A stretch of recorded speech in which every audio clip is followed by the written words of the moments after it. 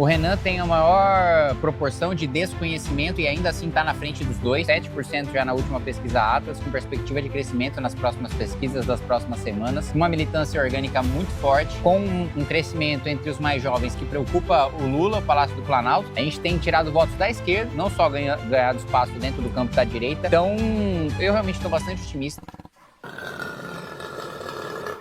General Kim Kataguiri, muito obrigado por essa entrevista.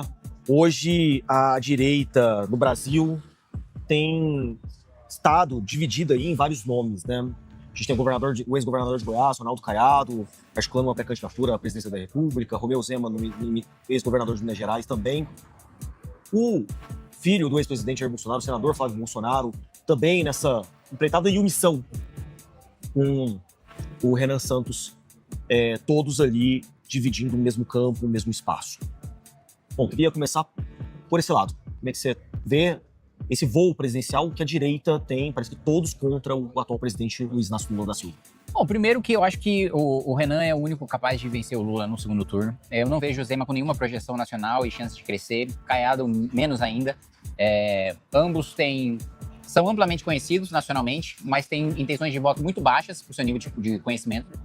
O Renan tem a maior proporção de desconhecimento e ainda assim está na frente dos dois, 7% já na última pesquisa Atlas, com perspectiva de crescimento nas próximas pesquisas das próximas semanas. Uma militância orgânica muito forte, com um crescimento entre os mais jovens que preocupa o Lula, o Palácio do Planalto, tem perdido votos, a gente tem tirado votos da esquerda, não só ganhado espaço dentro do campo da direita. Flávio Bolsonaro, não sei se vai estar solto a tempo de disputar as eleições, tem muita coisa ainda para sair sobre o Banco Master, é o que se fala, pelo menos, nos bastidores de Brasília. Então, eu realmente estou bastante otimista. Eu acho que essa é a nossa primeira eleição e pode ser já a eleição em que a gente vence as eleições do Palácio do Planalto. Temos chapas também muito fortes, muito consolidadas de deputado federal ao redor do Brasil, né? Goiás não acho que vai fazer feio. Goiás nós temos o partido está bem estruturado, nós temos uma chapa competente, é um estado que nós sempre tivemos um apoio muito forte. Então, no cenário geral, eu estou bastante otimista. Goiás, você fala em Goiás, como é que o partido se organiza aqui em Goiás? Você está em uma série de agendas aqui em Goiânia hoje. Como é que o partido está se organizando? Qual é a projeção que você faz para Goiás? Bom, primeiro, hoje a gente tem aí a agenda do encontro que a gente vai fazer às 19 horas, aí cerca de 200 pessoas, um evento que a gente organizou muito rapidamente, com um número muito grande de apoiadores, por pouco tempo que a gente teve de organização. Vamos fazer um evento muito maior em Goiânia com o Renan Santos, ainda com data a marcar, e o Renan, como tem feito em todos os estados, vai rodar o interior do estado de Goiás, vai visitar os menores municípios, os municípios mais pobres, mostrar os problemas desses municípios que nunca nenhum pré-candidato à presidência pisou, como ele fez no Maranhão, como ele fez na Bahia. Então, a gente tem essa projeção do Renan fazer essa rodada no estado. Eu vim aqui hoje em Goiânia para fortalecer a projeção do partido agora com esse evento que a gente vai ter ao final do dia. E aqui a gente espera eleger pelo menos um deputado federal, né, para a bancada do Congresso Nacional. Óbvio que com o crescimento da candidatura do Renan, aumenta muito o voto de legenda, né?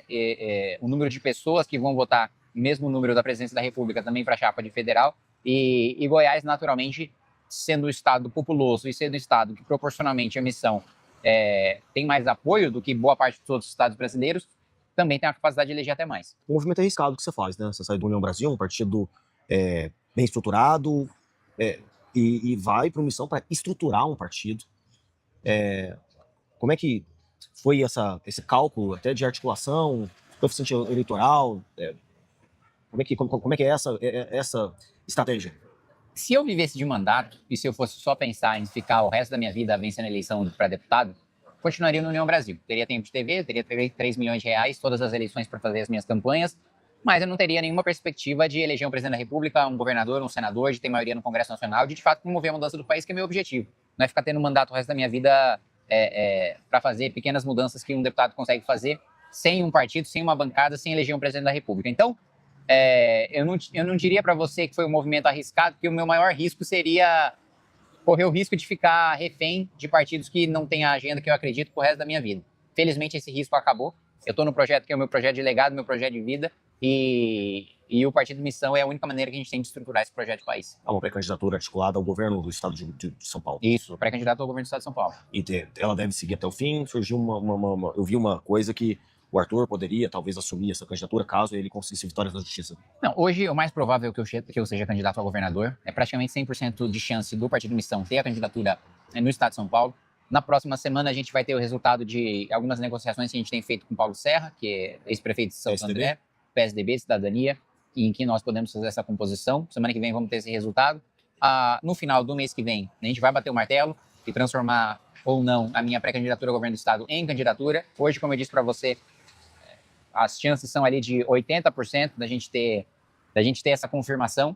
E do Arthur, infelizmente, a gente não sabe, né? Até agora a gente não conseguiu, nem na primeira instância, nem na segunda.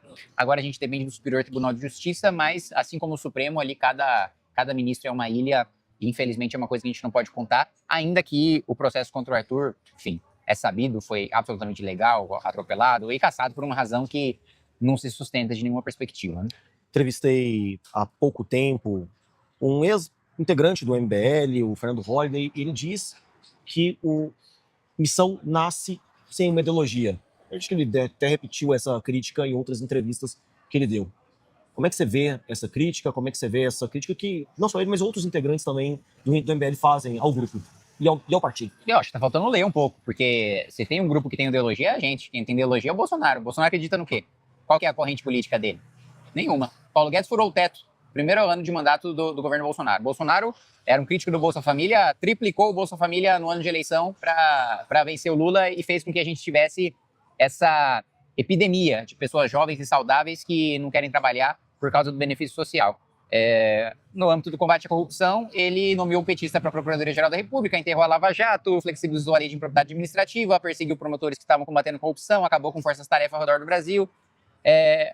Nem no campo das armas, o Bolsonaro fez a defesa daquilo que ele defendia, não aprovou um projeto de lei sequer para garantir o porte de armas, não teve endurecimento de leis penais. Então, assim, o Bolsonaro não tem ideologia. A gente tem um programa mais profundo e detalhado de todos, que é o Livro Amarelo, em defesa, infraestrutura, em segurança pública, em ciência e tecnologia, na saúde, na educação. Todos os setores nós temos um programa muito mais aprofundado do que qualquer outro partido. Houve aí, então, uma entrega desses ex-integrantes ao bolsonarismo? Não, sem dúvida nenhuma. É o caminho fácil, né? É mais fácil você colar no Bolsonaro, não ter nenhum trabalho, não ter nenhuma entrega, do que você seguir o caminho mais difícil, que é não colar na popularidade nem no Lula, nem no Bolsonaro, e ter que defender as ideias e propostas próprias. Você fala que o Renan Santos, inclusive, ele flerta não, mas ele atrai muitos votos de esquerdistas, por exemplo. Né? Sim, justamente porque a nossa pré-candidatura não se baseia no carisma do Renan, não se baseia na figura dele, que a gente vai fazer tudo que ele defende, tudo que der na cabeça dele, automaticamente todo mundo vai passar a defender. Não, a gente tem um programa, e o Renan segue esse programa. Faz parte da construção dele, como todos nós, e nós temos uma coerência da defesa do programa, da proposta, da ideologia. Se eu morrer, se o Renan morrer, o partido continua e as pessoas sabem no que continuar acreditando sem a gente. Diferente do bolsonarismo que nem morreu e Michele, Eduardo e Flávio já estão brigando entre si para saber quem que é o herdeiro, né? Já estão disputando a herança antes mesmo dele morrer. Então, é o caminho mais fácil, seguir o bolsonarismo. Infelizmente, pessoas que passaram pelo MBL e viram o quão difícil é passar pelo nosso caminho da coerência, escolheram ir pelo mais fácil. Mas o MBL lá atrás, ele também contribuiu um pouquinho com a Duna nessa ideia que o MBL lá atrás, ele deu uma impulsionada nesse movimento bolsonarista? Bom, o MBL ele apoiou o Bolsonaro no segundo turno. Naturalmente, a gente tinha acabado de sair das manifestações pelo impeachment, tinha uma esperança de que ele fosse fazer um governo minimamente decente. Tentamos todas as alternativas no primeiro turno, fracassamos, né? Fomos ali com a pré-candidatura do Flávio Rocha à presidência, não conseguimos emplacar. Tentamos depois com o Álvaro Dias, não conseguimos avançar. Bolsonaro foi o que sobrou contra o PT, a gente tinha esperança de que ele fosse enterrar o PT de vez. Pelo contrário, ele reviveu o PT. Então, qual que é a projeção por missão, então, nacionalmente agora? Qual que é a projeção que vocês fazem, não só para Goiás, mas aumentar bancadas, criar bancadas, construir essa bancada para os próximos anos? Como é que o Missão e o MBL projetam 2030 e os próximos anos? 2030 a gente espera estar fazendo campanha para a reeleição do Renan. Agora a gente espera eleger o Renan e ter a maior bancada possível dentro do Congresso para dar sustentação para o governo dele. São Paulo, você está confiante com a sua candidatura? São Paulo, estou confiante porque o Haddad tem um ônus de carregar o Lula e o Tarcísio tem um ônus de carregar o Flávio. Eu tenho o bônus de carregar o Renan. E lá, imagino que o MBL e todo esse grupo esteja bem posicionado. Claro, foi lá que o MBL nasceu. Lá que ele está estruturado, lá que elegeu seu primeiro deputado federal, seu primeiro vereador, seu primeiro deputado estadual. Já concedeu uma entrevista num boteco, a céu aberto aqui, debaixo de uma mangueira? Debaixo de uma mangueira, não. Aqui não é uma mangueira, mas é uma árvore que você vê que... Num boteco a céu aberto, não. No boteco já. Agora, céu aberto, não. Pois é. Goiânia traz dessas coisas, né? Muito bom, ótimo.